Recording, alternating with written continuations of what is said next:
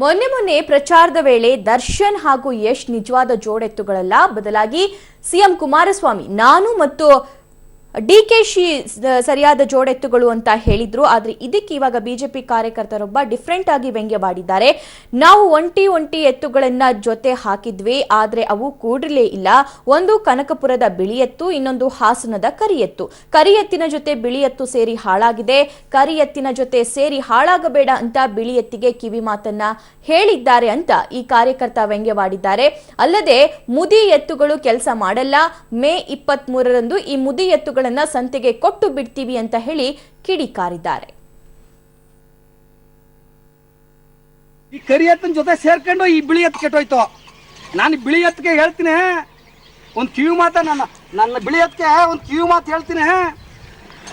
ಕನಕಪುರದ ಬಿಳಿ ಎತ್ತ ನಿನಗೆ ಈಗ ಕಳೆದ ಒಂದು 2 ವರ್ಷದಿಂದ ಈಗ ಸರ್ಕಾರ ಬರೋಕ್ಕೆ ಮುಂಚೆ ನೀನು ಮಾಡಿದಂಥ ದ್ರೋಹ ಅನ್ಯಾಯ ನೀನು ಮರ್ತೋತ ಬಿಳಿ ಎತ್ತ, ಈಗ ಯಾವುದು ಮರಿಬೇಡ.